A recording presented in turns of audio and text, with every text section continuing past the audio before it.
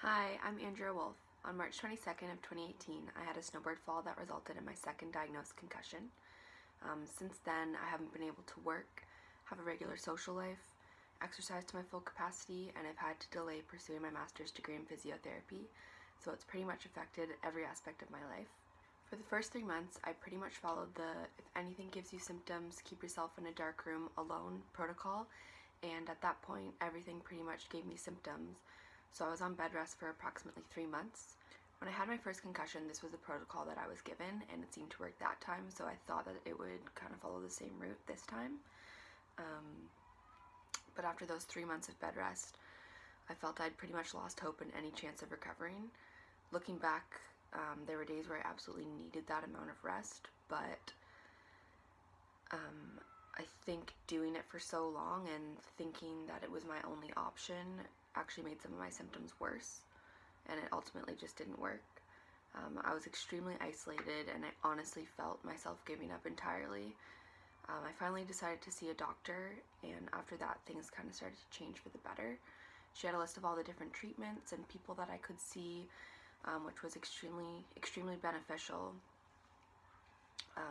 because I fully believed that the only treatment option I had was doing absolutely nothing. So since seeing my doctor, I've had treatment from a number of different healthcare professionals, and they've gotten me where I am today. With that being said, my story isn't over yet, as unfortunately I still do have daily symptoms, some of which are severe headaches, fatigue, neck pain, noise sensitivity, ringing in my ears, anxiety and depression, and just an overall smaller tolerance for anything physical, social, and cognitive. I do have 3 things that I want to share that have stood out to me alongside my treatment that have been really helpful for me personally. They're things that I try to do in order to have some sort of control in my recovery, and I think it's important to believe that I have a hand in my healing too, and I'm not just sort of floating around from appointment to appointment waiting for somebody to cure me, because that's what I was doing in the beginning. So number 1 is communicating.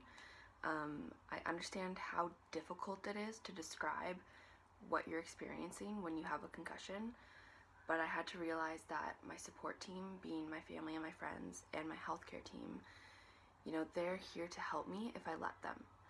And by finding ways to effectively communicate and connect with them, I'm ultimately helping them help me. I've come to realize that I'm responsible for advocating for my own health, and because I'm the only one who truly knows what normal feels like to me, especially with concussions.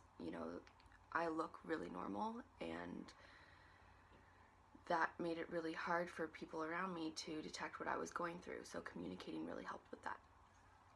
And number 2 is noticing my progress and trying my absolute best to accept and appreciate my journey. So this and all of my points, they're really hard work. It's an ongoing process of trying to do these things, and it's definitely easier said than done, but I believe that our body's main function is to survive and to heal itself.